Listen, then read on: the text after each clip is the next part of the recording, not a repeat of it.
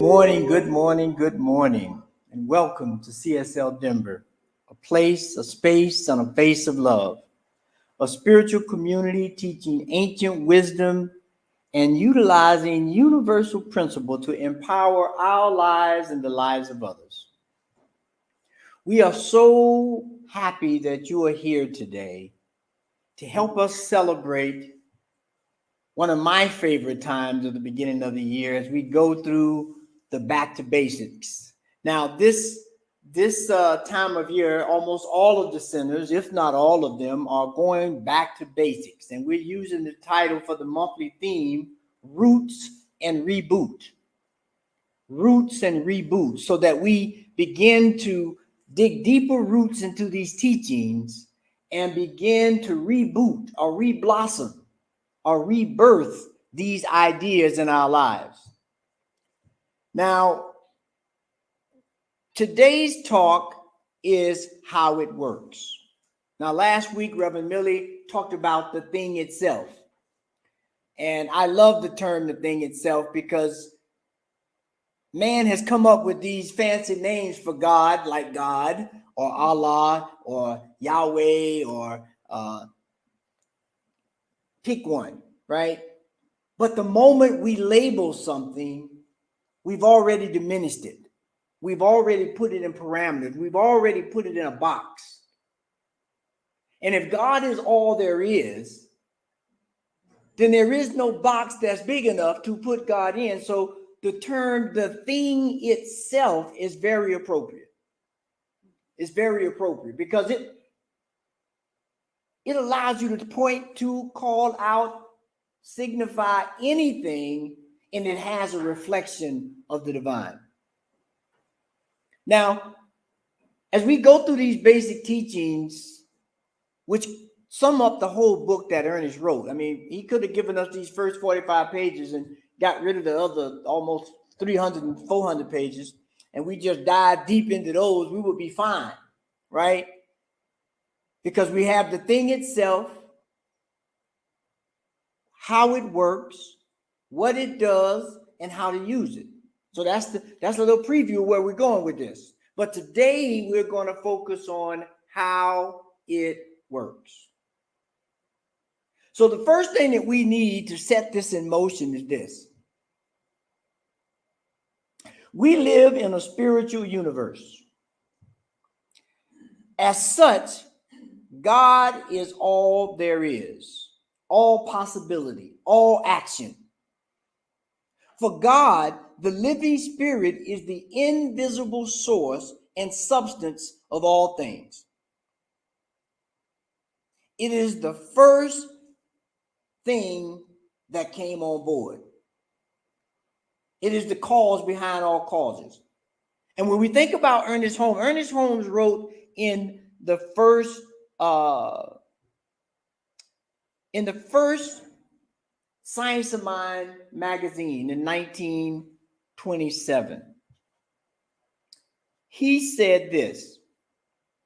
If you could bring that first slide up for me.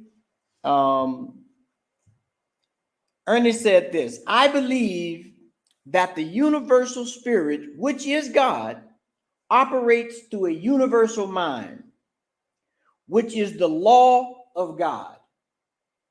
And that I am surrounded by this creative mind, which receives my direct impress of my thoughts onto it, and then it acts upon it.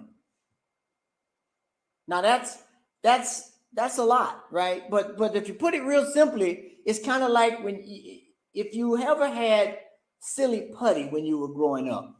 They had this thing when I was growing up called silly putty. It's like a big, and you could stretch it, and then you could press it on the comics in the Sunday papers, and it would print it on that silly putty, the colors and all. So this whole thing about the direct imprint, that's what we're talking about. Not that we're silly putty. Now, I'm not calling anybody silly putty, so let's just make that clear. But that process of using the silly putty or that image of something being directly impressed on something, and then it's able to take that information in, is what we're talking about on how we use this. right? So it allows us to move forward in a way that is automatic, if we think about it. When I pushed the silly putty on the paper, the only thought was to get the impression. And so that's what we're looking to do here when we figure out how this thing works, how it works. So when we see that we live in a spiritual universe which responds to our direct imprints, and that we work with the reality whether we understand it or not, whether we study it or not, whether we pray to it or not, whether we ignore it, it is still working. It is still working because it is said that at the center of all things, God is the essence. We all say in this teaching, there is no place where God is not. There is no place where God is not. And so we begin to see how interconnected all things are. And we begin to move beyond appearances and we begin to see the allness of God. We begin to see the allness of God. And so when we look at this next slide, it kind of brings it into focus that there is one infinite life acting through law. And this law is mental. This law is mind in action. We are surrounded by an infinite, subconscious, impersonal, neutral, plastic, and ever-present thinking stuff from which all things come, and which in its original state permeates all things. Now that was a mouthful. My mouth got tired trying to say it. But if I tried to just shorten that up, you can't hide from God, and God definitely ain't trying to hide from you. Wherever you are, God is there. So our job when we begin to figure out how to make this thing work is we have to engage. We have to engage. It's every time I have this conversation about this thing, when I talk about this engagement, I think about Star Trek. And that's what we're like on a Star Trek. The way this thing works is kind of like Star Trek. We have to set a course and engage. But after Captain says engage, there's one other thing he says: make it so. So it takes more than just making a declaration or having an idea. And we'll talk a little bit about that later. You have to have that, but that you got to go beyond that when we're looking at how this thing works. How this thing works. And this thing we're talking about is the thing itself. God, Spirit, the allness of life. And when we can really get this point of how it works, and we have a faith and belief in the divine, the rest of it almost takes care of itself automatically. Automatically, if you know how it works. And so when that happens, we can move in a different light. You know, today we really honor and celebrate the Reverend Dr. Martin Luther King's birthday. Although the national holiday is tomorrow, his birthday is today.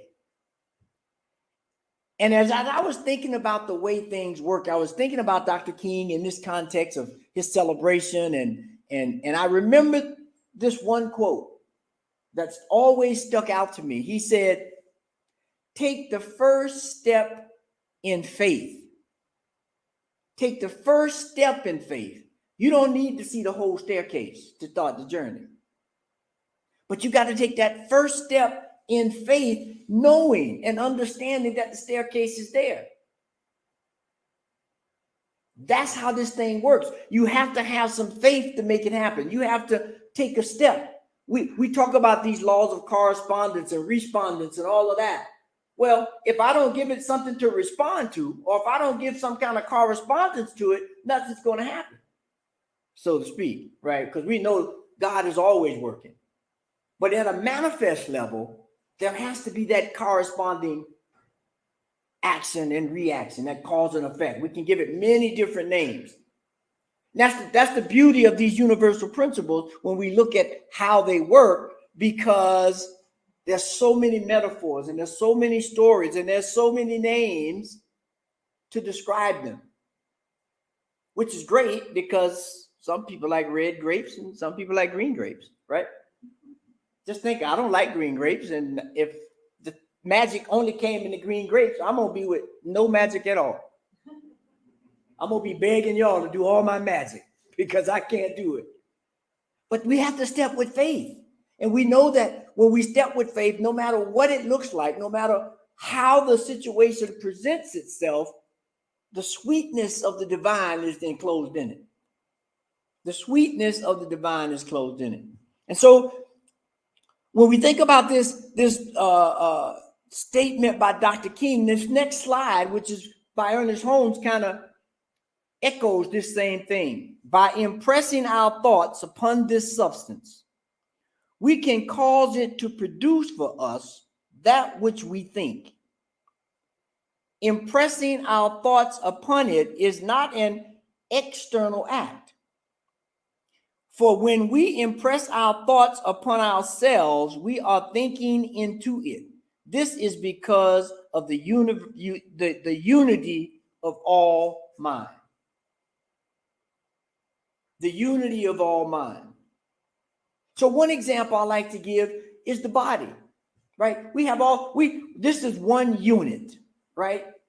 But in this unit are various individuals or systems, whether we look at it, no matter which level we go, right? Respiratory, circulatory, elimination, limbic system, or we can even go down to the cells, right? But each one of those things are self-contained. They take care of themselves, but they understand how the process works. The lungs know that if it gets mad and say, well, look, I just ain't gonna breathe no more. I quit right now. No more breathing. Every other thing in the body is going to rebel. The heart is not going to get enough oxygen. The cells are not going to get enough oxygen. There's not going to be a circulation. And so by the lungs getting mad, everybody's going to suffer. But when we understand that there's a corresponding relationship between everything in unity, then we understand that this is how it works. There is no one-way street. At least if there's a one-way street going this way, if you go down the road a bit, there's another one coming back this way.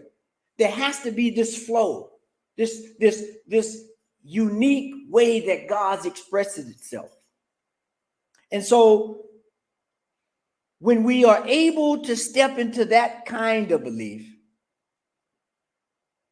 we can rely on the words of the master teacher Jesus. Jesus said, it is done unto you as you believe.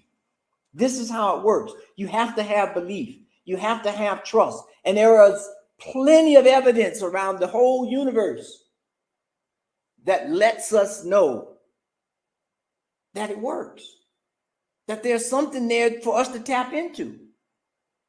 I just saw a special on PBS the other day. It was talking about the James. One of the things was it was talking about the James Webb telescope that we launched not too long ago, and it's been able to look out to another galaxy that's similar to ours that has now disintegrated. They can tell by the dust rings and everything. But the interesting thing about it, it was in that habitable zone, right, which gives the idea that there could be life there, but it was 8 billion years old. That's twice as old as we are. We are only 4 billion years old. So when you think about the idea of life, the idea of intelligence, and how this thing works, it's ever moving. It's not stopping. It's not standing still because we don't want to go. It's like if you're at the train station, they blow the horn, all aboard. Now, if you're messing around, Trains leaving the station. You're going to have to either wait for the next one or look for other means of transportation. And that's how this thing works. You have to be engaged. You can't find excuses and all of that, because you will get left behind. So in essence, the thing itself, this invisible force, awakens within us, and it awakens for us, and it unleashes ourselves onto the world. It unleashes ourselves into the world. And that's whether it's done consciously or unconsciously. Because the mind works in a way, whether it's conscious or unconscious, that's for those of us who are students of the dream and the students of the waking light. One is conscious, one is unconscious. And in that unconscious realm, when you step into dreams, they say dreams only last about 10 seconds, 20 seconds. A real deep, serious dream. But it seemed like, or it can seem like, an immense amount of time has happened. And this is something that's happening in 10, 20, 30 seconds of REM space. So the idea of how this thing works is an exact replica of that. It's an exact replica of that. And so what we must do to get this thing called life, this thing called God, the thing itself to actually work, we have to engage it. We have to engage it, and then we must embody it. It must become us. This way of living in curiosity, this way of living in adventure, pushing the limits, if you will, taking the first step, not knowing or not seeing the whole staircase, but knowing that when I take that step, the next step will appear. How many of you have had that happen in your life? You get pushed into a way, you get pushed into a step, and I know for me, most of the time I go begrudgingly, because I'm like, ooh, that look like a cliff over there. I don't think I want to go too close. But something just compels me to take that step. And when I do, the next one appears, or the next person appears, or the next job appears. And then before you know it, where I was walking gingerly and not too balanced, now I'm running. Because I know in faith, the next thing is going to be there. That's how this works. But as they say in a lot of the self-help programs, it only works if you work it. It only works if you work it. You got to work it. And so when we look at this next slide and we think about this engagement process, we think about this. Creation moves from the invisible reality to visible form. Ideas come together and, like seeds, bring forth form with them. So ideas and thoughts come first, which are activated by the law, producing an abundance of form. So it works as us. Everything we think, say, and feel, consciously or unconsciously, is continuously feeding and directing the creation of our lives. So in essence, there's no escape. You can't get away if you try. Because as we said, there you go, there it is. There you are. And so what that leads us to this place of how do we step into life?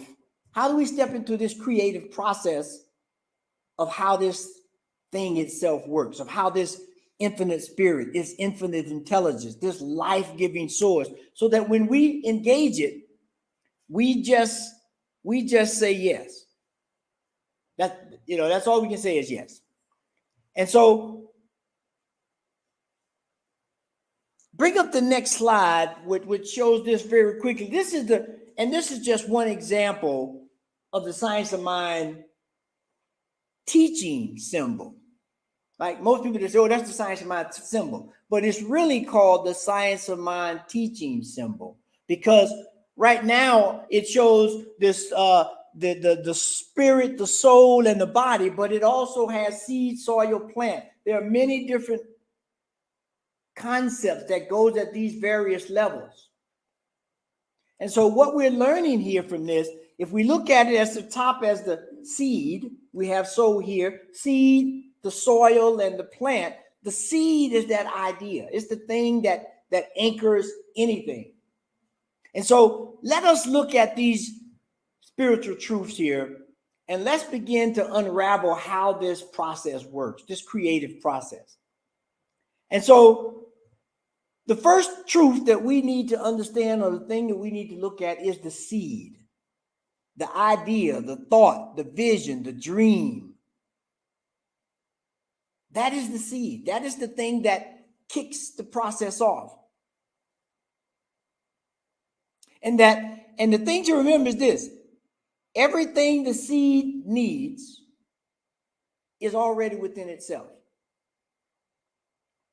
The seed doesn't need anything outside of itself to tell it who it is. An orange seed knows it's going to produce oranges. Apple seeds know it's going to produce apples. And so everything the seed needs is already there. Everything we need, we already have.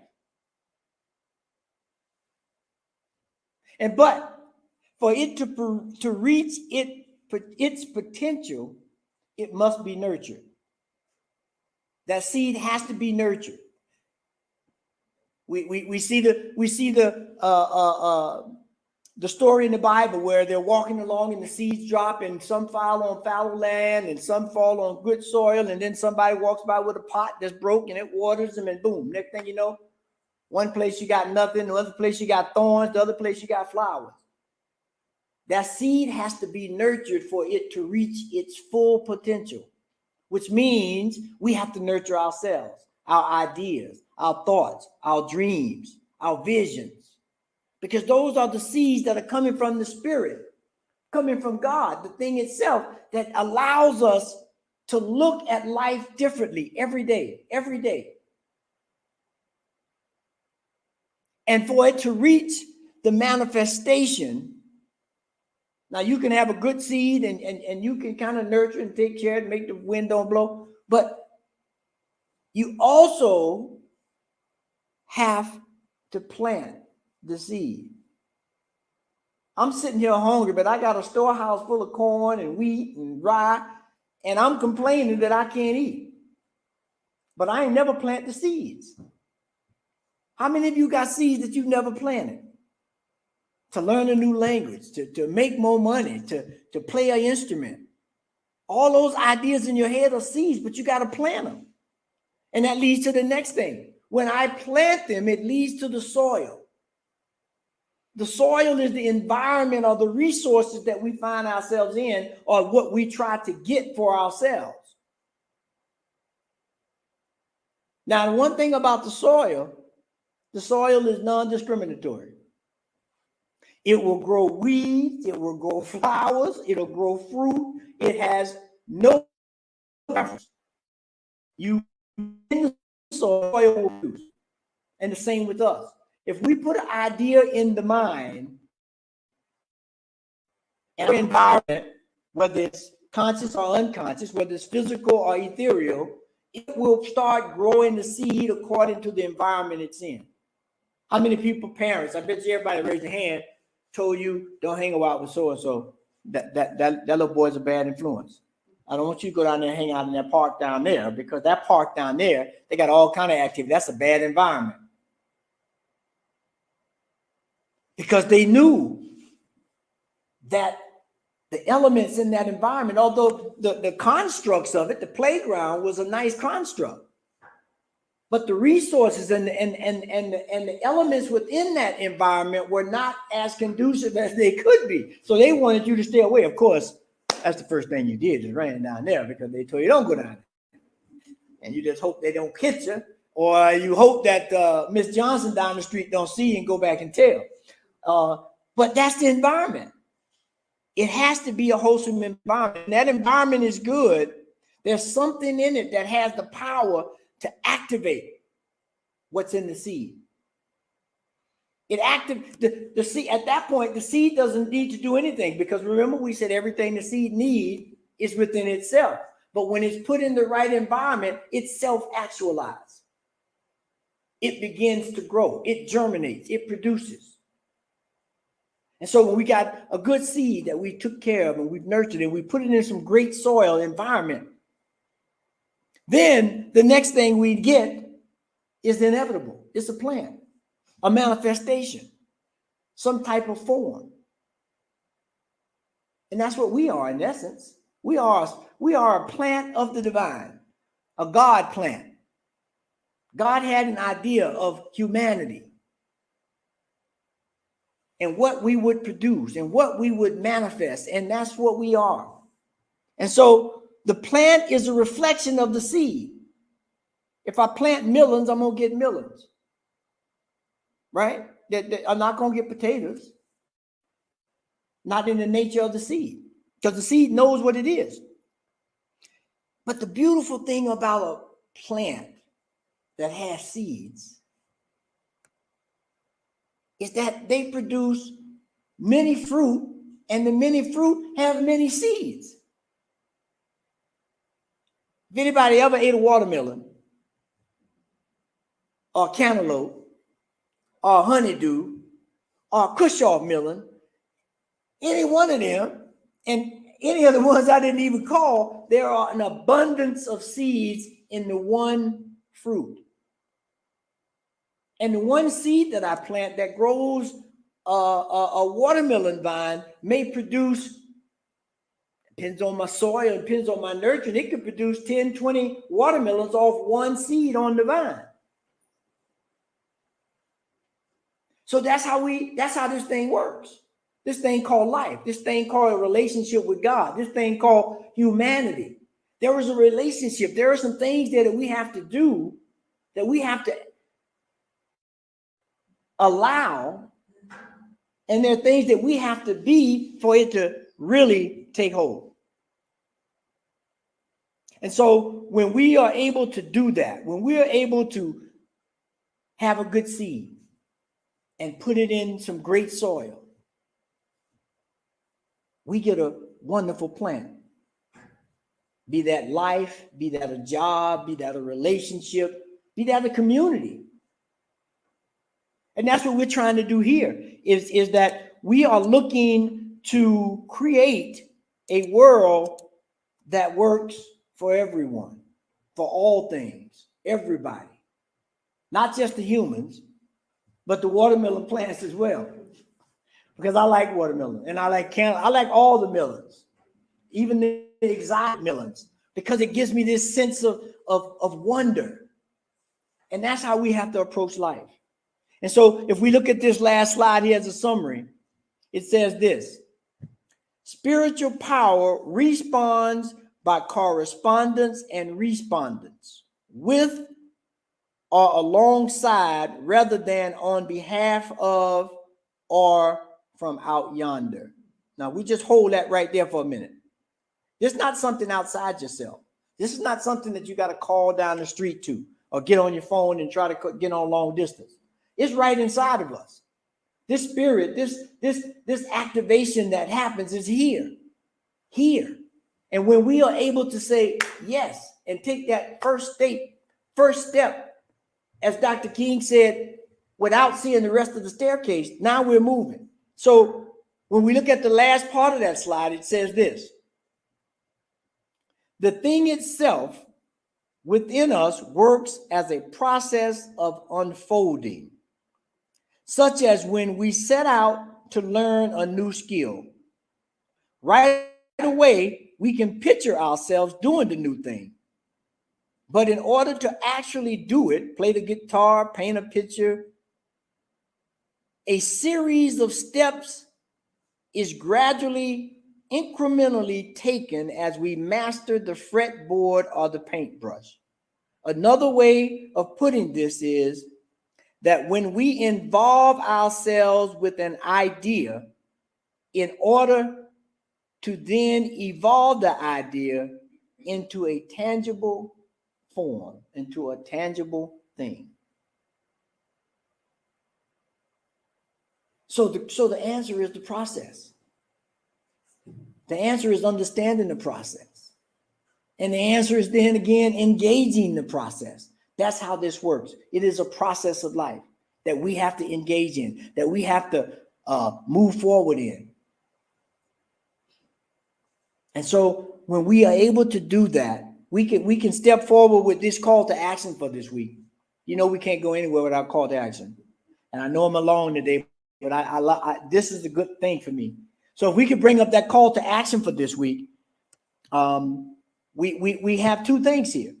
What seeds of greatness do you have in your storehouse that have not been planted? What seeds of greatness in your storehouse do you have that have not been planted? I'll just leave you with that question. And then the next thing is, if you done found the seed, have you checked your soil lately? Have you checked your environment? Have you checked your friends? Are you eating right? Are you exercising? Are you having meaningful conversations? Are you developing great relationships? People that support you, and also people that call you out. See, sometimes we just want people to pat us and be good to us and tell us how great we are, although we may be screwing up royally. You need somebody every time to say, "Ooh, you stepped out of line right there. You need to come back. You need to come back." That's what it is.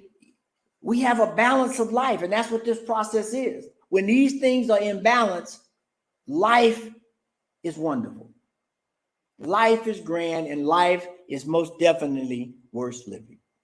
And so, as we get this affirmation for this week that we use to anchor these ideas into our lives, into our minds, and into our hearts, we step forward this week saying, my life is guided by the divine creative process. Therefore, all things are possible. All things are possible. And so with that, let's go into prayer. So let's just take a deep breath.